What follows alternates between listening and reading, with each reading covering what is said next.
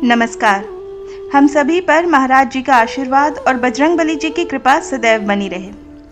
कई बार बहुत पूजा पाठ करने के बाद भी हमें पूजा का फल प्राप्त नहीं होता है। समस्या कम होने की बजाय और बढ़ती चली जाती है और ऐसे में हमारा विश्वास पूजा से, भक्ति से डगमगाने लगता है और स्वाभाविक रूप से मन में ये प्रश्न उठता है कि क्या ईश्वर हमारी पुकार नहीं सुन रहे? क्या हमारी पूजा करने का तरीका गलत है या कोई नकारात्मक ऊर्जा है जो हमारी पूजा के फल को चुरा रही है? इस प्रकार के बहुत सारे संशय हमारे दिमाग में घूमते रहते हैं। तो आज हम जानेंगे उन कारणों को जिनकी वजह से शक्तियाँ हमारे पास आते आते वापस चली जाती हैं और हमारी पूजा का फल हमें मिलते मिलते रह जाता है। तो इनमें जो सबसे प्रमुख कारण है वो सबसे पहले हमें ये याद रखना है कि यदि आप दैवीय शक्तियों को प्राप्त करना चाहते हैं, उनकी सहायता लेना चाहते हैं, तो सकारात्मक तो आपको बनना ही पड़ेगा, क्योंकि शक्तियाँ वहीं वास करती हैं जहाँ दैवीय गुण होते हैं, यानी कि सोच सकारात्मक होती है। आपको किसी भी प्रकार की नकारात्मकता या किसी भी प्रकार की नेगेटिव सोच से दूर रहना ही होगा। यकीन मानिए, यही सबसे बड़ा कारण है आपकी पूजा पाठ का फल आपको ना मिलने का। कई बार हम सोचते हैं कि शायद हमारे ऊपर किसी ने कुछ कर दिया होगा या कोई नेगेटिव शक्ति हमारी ऊर्जा को चुरा रही है, लेकिन कई बार ऐसा होता नहीं है। ये जो समस्याएं हमारे जीवन में आती हैं वो दूसरों की वजह से नहीं आ रही। कई बार हमारी खुद की नकारात्मक सोच ही इनका वजह बन जाती है।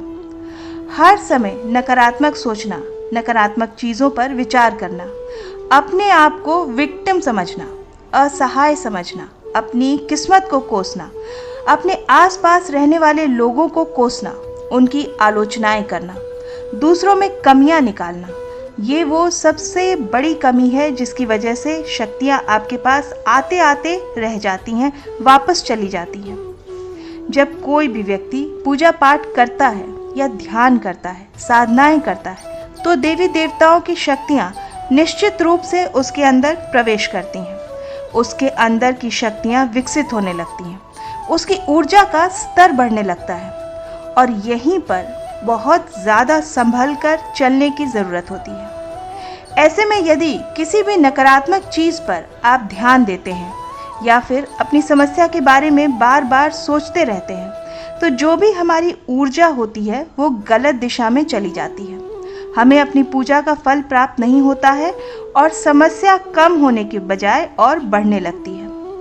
हमेशा याद रखें कि हम यदि सकारात्मक चीज़ों के ऊपर ध्यान केंद्रित करते हैं तो सकारात्मक चीज़ें हमारे जीवन में होती हैं, शक्तियों की मदद भी हमें मिलती है। लेकिन वहीं यदि नकारात्मक चीज़ों के ऊपर हमारा ज़्यादा ध्यान होगा तो नकारात्मक ऊर्जा को हम अपनी तरफ खींचते हैं और शक्तियां हमारे पास से चली जाती हैं। दूसरा कारण, जब कोई भी संकल्प हम लोग लेते हैं, 21 दिन का संकल्प हो या 41 दिन का संकल्प हो या किसी भी समय अवधि का कोई भी संकल्प हो, तो निश्चित समय पर जब हम अपना संकल्प पूरा कर लेते हैं तो उसके बाद कई लोग तुरंत परेशान होने लगते हैं कि हमारी मनोकामना पूरी क्यों नहीं हो रही, हमें सिद्धि क्यों नहीं मिल रही। शक्तियों पर, अपने इष्ट पर विश्वास रखें। हमेशा विश्वास रखें कि जब आप अपनी किसी भी इच्छा पूर्ति के लिए, अपने किसी भी कार्य के लिए शक्तियों का आह्वान करते हैं, कोई भी आध्यात्मिक क्रिया करते हैं, तो चीज़ें ब्रह्मांड में आपके पक्ष में घटना शुरू हो जाती हैं। चाहे किसी भी माध्यम से चीज़ें आपके पक्ष में होना शुरू होने लग जाती हैं। लेकिन वहीं अगर हम ये सोचने लगें कि भाई हमारा तो संकल्प पूरा हो गया, हमने साधना कर ली, हमें कोई अनुभव नहीं हो रहा, कोई भी आध्यात्मिक अनुभव नहीं हो रहा, ये देरी क्यों हो रही है, तो यकीन मानिए ये एक नकारात्मक ऊर्जा हम विचारों के द्वारा पैदा कर रहे हैं और जो भी संपर्क हमारा इन शक्तियों से हमने बिठाया है वो कमज़ोर हो रहा है और हमारे कार्य में रुकावट आती है और कई बार कार्य पूर्ण नहीं हो पाते हैं। इसलिए हमेशा धैर्य बनाकर रखें। धैर्य रखने की ज़रूरत है, कुछ समय देने की ज़रूरत है। कई बार लोगों को तुरंत फल मिल भी जाता है, पूजा की शुरुआत में ही या साधना की शुरुआत में ही, लेकिन कई बार संकल्प पूरा हो जाने के महीनों महीनों बाद तक भी चीज़ें घटित होती हैं, क्योंकि इतने हमारे कार्मिक बंधन हैं, इतना हमारा प्रारब्ध है कि वो कटते ही रह जाते हैं और फलों को मिलने में देर होती है। तीसरी जो सबसे ज़रूरी चीज़ है वो ये है कि भगवान की पूजा जब हम करते हैं अपनी किसी भी इच्छा की पूर्ति के लिए, हमारा ये कार्य पूरा हो जाए, हमारा वो कार्य बन जाए, लेकिन उसके साथ साथ हमें सकारात्मक कदम भी उठाने पड़ते हैं। अपने कार्य की पूर्ति के लिए हमें कुछ ना कुछ सकारात्मक प्रयास करने होते हैं, क्योंकि भगवान भी तभी मदद करेंगे जब हम अपने लक्ष्य पर निरंतर कार्य करते रहेंगे। हमेशा याद रखें, जब भी हम ईश्वरीय मदद मांगते हैं, देवी देवताओं की मदद मांगते हैं, तो मदद हम तक अवश्य पहुंचती है। उनका मार्गदर्शन हमें किसी न किसी रूप से, किसी न किसी संकेत के रूप में, किसी न किसी माध्यम से अवश्य प्राप्त होता है। आवश्यकता है तो बस स्वयं के दृढ़ संकल्प की, दृढ़ इच्छा शक्ति की और अनवरत प्रयास करते रहने की। ये नहीं होना चाहिए कि हमने पूजा पाठ कर ली, अब सब कुछ भगवान पर ही छोड़ दिया। अब आते हैं चौथी जरूरी बात पर। चौथी जो सबसे जरूरी बात है वो ये है कि कोई भी समस्या आपके जीवन में चल रही हो, उसकी चर्चा आप किसी दूसरे से ना करें, क्योंकि ऐसा करने से जो समस्या है वो सुलझती नहीं है, वरन और बढ़ती चली जाती है। क्योंकि अपना सारा ध्यान आपने, सारी ऊर्जा तो आपने उस समस्या पर केंद्रित कर दिया है। अब उस समस्या को अब आप बल दे रहे हैं। उसके विपरीत हमेशा अगर आप सकारात्मक सोच रखते हैं, सकारात्मक चर्चा करते हैं, रोज आप ईश्वर से ये प्रार्थना करते हैं कि ईश्वर की कृपा से, गुरु की कृपा से मेरा जीवन बदल रहा है, मेरे जीवन में सब कुछ अच्छा हो रहा है, मेरा सब कुछ बेहतर हो रहा है, हर कार्य अच्छे से हो रहा है, तो ये आपके लिए सकारात्मक परिणाम लेकर आते हैं। पांचवी जो सबसे ज़रूरी चीज़ है वो ये है कि हमेशा आभारी रहें।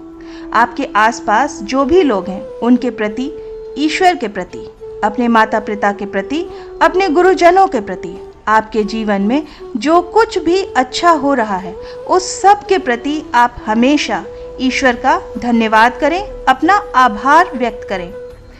कई लोग ऐसे होते हैं कि अपने जीवन के कमियों को तो हमेशा देखते रहते हैं और ज़्यादातर कमियों पर ही उनका ध्यान रहता है, उसी के बारे में चर्चा करते हैं, या फिर दूसरे व्यक्ति के अंदर जो कमियां हैं उनके बारे में चर्चा करते हैं, उन्हीं पर उनका ध्यान केंद्रित होता है। लेकिन दूसरे व्यक्ति में कुछ अच्छाई भी है, इस पर ध्यान नहीं देते, या उनके स्वयं के जीवन में बहुत कुछ अच्छा चल रहा होता है पर वो उस पर भी ध्यान नहीं देते।